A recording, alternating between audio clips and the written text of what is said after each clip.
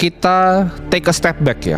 Kita lihat sejarah dan kita lihat pendirian sekolah itu awalnya seperti apa. Sekolah itu pada dasarnya adalah tempat untuk berpikir, tempat untuk mengutarakan ekspresi kreatif. Karena sekolah yang awal-awal direkam di sejarah itu adalah akademinya Plato, salah satu filsuf paling terkenal di dunia. Akademi Plato itu dibuat di Athens tahun 387 BC.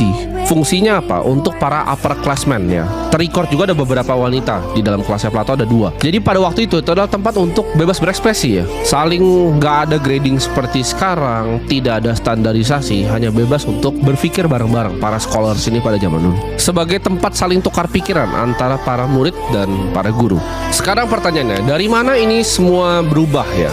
Jadi dari sekolah yang bebas berpikir kreatif jadi sekolah yang seperti dikuasai oleh diktator. Zamannya adalah saat Prussian Empire ya, yang sekarang jadi Jerman. Waktu Prusia itu menginvasi Polandia, apa yang terjadi? Dia harus mikir, ya kan? Dia udah menang invasinya, dia harus mikir gimana caranya cuci otak orang-orang Polandia. Jadi ini yang dilakukan oleh para orang Prusia. Mereka bikin sekolah standarisasi karena mereka mikir gini, orang yang udah tua itu udah susah banget diubah ya. Dogma di otaknya dan doktrin di otaknya udah susah sekali diubah. Tapi anak-anak kecil itu gampang sekali dibentuk. Jadi mereka akan pikir untuk bentuk anak kecilnya.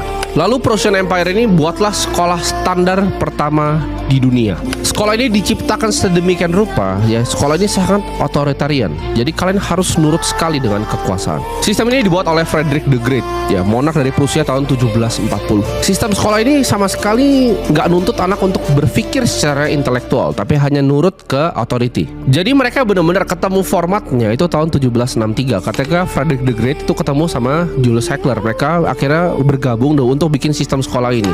Ini sistem sekolah yang mendasari semua sekolah sampai sekarang. Jadi pendidikannya itu 8 tahun.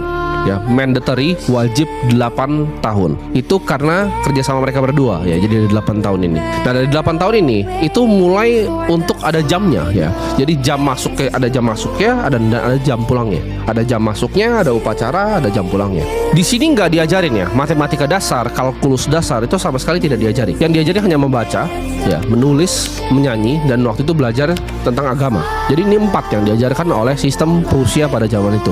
Dan ini luar biasa efektif. Sampai anak-anak Polandia itu lupa mereka itu actually Polish. Mereka lupa akan mereka punya grassroots karena mereka benar-benar kecuci otaknya di sistem Prusia ini. Dan ini luar biasa efektif. Bahkan mereka bisa bentrok sama keluarganya sendiri.